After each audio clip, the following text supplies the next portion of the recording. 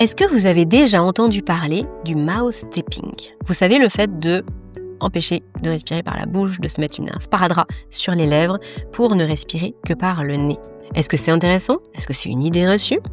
Je vous propose qu'on en discute dans cette vidéo. Bonjour à tous, bienvenue sur cette chaîne, bienvenue dans cette nouvelle vidéo où on va parler de respiration. Si vous me découvrez aujourd'hui, je m'appelle Aurélie Montin. Je suis consultante de sommeil, ça veut dire que je vous accompagne tout simplement à mieux dormir. Je vous aide à comprendre votre sommeil et je vous aide à comprendre ce que vous allez pouvoir mettre en place pour l'optimiser, pour sortir de vos troubles du sommeil, même si ça fait longtemps que pour vous le sommeil est une galère. C'était mon cas, j'en ai souffert pendant 15 ans, donc je sais à quel point c'est dévastateur de ne pas dormir du tout ou de ne pas dormir suffisamment, à quel point ça empêche de se réaliser, à quel point ça puise dans vos ressources et ça abîme votre santé. Donc bravo pour être là avec moi aujourd'hui, ça veut dire que vraiment vous avez conscience qu'il faut faire quelque chose et que vous n'êtes pas dans une sorte de fatalité. Vous vous dites ok, il y a des choses à faire et je prends la responsabilité de mon sommeil et je vais m'en sortir. Donc bravo pour ça.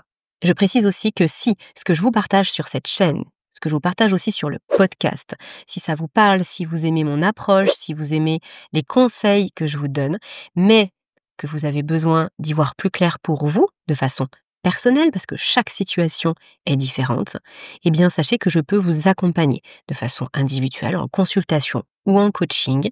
Pour ça, il suffit simplement que vous preniez rendez-vous. Donc vous allez sur le lien en description de la vidéo, vous cliquez, vous choisissez le créneau qui vous convient le mieux, et ensuite, on en parle ensemble, en visio. Donc peu importe où vous êtes en France ou dans le monde, vous trouvez le créneau qui vous convient et j'analyse votre situation personnelle. Maintenant, rentrons dans le vif du sujet. Alors, c'est quoi le mouse tapping? Le mouse tapping, c'est du coup un terme qui nous vient outre-Atlantique, qui consiste à se mettre du sparadrap sur la bouche, donc du tape sur mouse, la bouche, pour respirer par le nez, mais j'irai plus loin pour rééduquer la respiration nasale lorsqu'on a l'habitude de respirer par la bouche. Alors, je sais que certaines personnes disent c'est du vent, c'est n'importe quoi, pourquoi on aurait besoin de ça? Alors, c'est pas du tout ma conviction. Ma conviction, elle est que l'organe de respiration que nous avons, c'est le nez.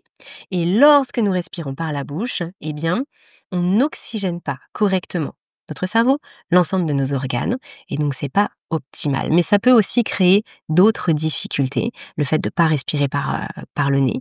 Ça peut créer aussi une irritation de la bouche qui fait que on peut se réveiller. Il peut y avoir aussi une déformation au niveau justement de la mâchoire, mais il y a aussi tout l'enjeu au niveau des sinus qui est très important, du fait de respirer par le nez. Donc quand on respire par la bouche, ce n'est pas fonctionnel. C'est vraiment ce qu'il faut retenir. En revanche, il faut aussi souligner qu'il y a des précautions à prendre. C'est-à-dire que si vous avez vraiment l'habitude depuis très très longtemps de respirer par la bouche, il va falloir y aller doucement.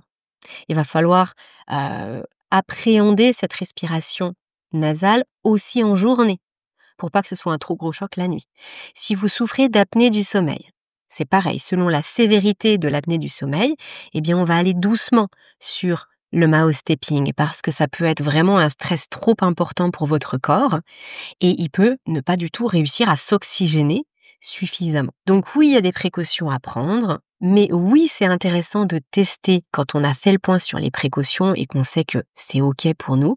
Et c'est intéressant de tester sur plusieurs jours, voire même sur plusieurs semaines. Parce que comme je le disais en introduction, on parle vraiment d'une habitude à reprendre. Parce que quand on est bébé, on respire naturellement par le nez.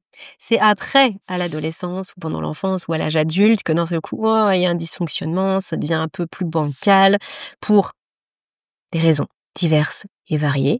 Je sais que moi, par exemple, je me suis retrouvée avec une respiration très dysfonctionnelle lorsque j'étais adolescente parce que j'avais porté un corset pendant un certain temps à cause de problèmes de dos. Et donc, mon diaphragme était complètement traumatisé, presque paralysé. Et donc, je me suis retrouvée avec une respiration dysfonctionnelle. Et ça peut jouer sur le fait qu'on respire plus ou moins par le nez ou par la bouche. Vous avez aussi une raison toute bête, hein. Si pour pareil, différentes raisons que je vais pas citer ici parce que ce serait trop long, mais si vous avez les sinus qui sont tout le temps pris, que vous avez le nez qui est tout le temps bouché, bah forcément votre corps par simplicité, il va dire OK, bon bah par là ça passe pas, je prends le plan B et on va respirer par la bouche. Et vigilance aussi pour les enfants parce que vraiment ça déforme la mâchoire de respirer par la bouche. Enfin, à tout âge, il faut prendre ça en considération. Alors qu'est-ce qu'on fait avec ce sparadrap? Eh bien, on va tous les soirs venir se le coller sur la bouche pour que l'ouverture de la bouche soit compromise, qu'on puisse plus ouvrir la bouche comme on fait naturellement, et donc que le corps se dise je vais peut-être reprendre la voie initiale du nez.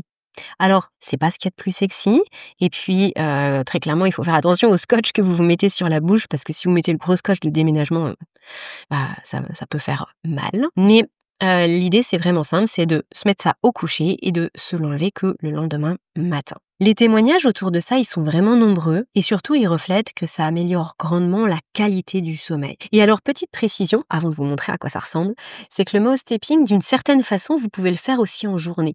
Si vous avez l'impression que vous respirez tout le temps par la bouche, eh bien, vous pouvez, typiquement avec un stylo ou un crayon de papier, bon, les stylos, comme ça, en plastique, on va éviter parce qu'on n'a pas envie de manger des particules de plastique. Mais si vous avez un petit truc que vous pouvez avoir entre les lèvres, ça peut être, je sais pas, peut-être un crayon de papier, eh bien, vous pouvez, quand vous travaillez comme ça sur votre ordinateur ou selon ce que vous faites en journée, si vous cuisinez, vous pouvez pincer ça entre vos lèvres. Et forcément, si vous ouvrez la bouche pour respirer, ça va tomber, vous allez vous en rendre compte. Donc c'est pareil, cette rééducation nasale, elle peut se faire aussi en journée. Et alors, les petites bandelettes que vous pouvez utiliser, ça peut ressembler aussi à ça. Donc soit on met du sparadrap, j'ai envie de dire classique, vous savez le truc blanc là qu'on peut mettre pour les petits bobos, sur des compresses, sur des pansements. Mais là du coup, il y a pas du tout possibilité d'entrouvrir les lèvres. Soit vous avez ça. Alors petit clin d'œil à Leonardo Pelagotti, de qui je tiens ces petits tapes. C'est la marque, mayotape.com. Bon, je les connais pas, spécialement, mais si vous avez envie de tester, sachez que cette marque-là fait ce type de petits sparadraps. Et donc comme ça, vous avez la place pour les lèvres au milieu.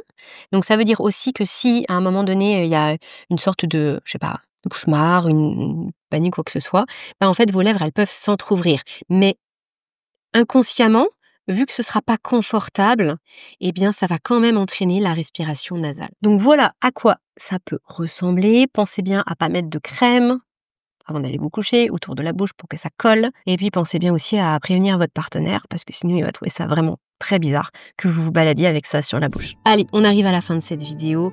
Le sujet de la respiration et du sommeil, il est vraiment très très important.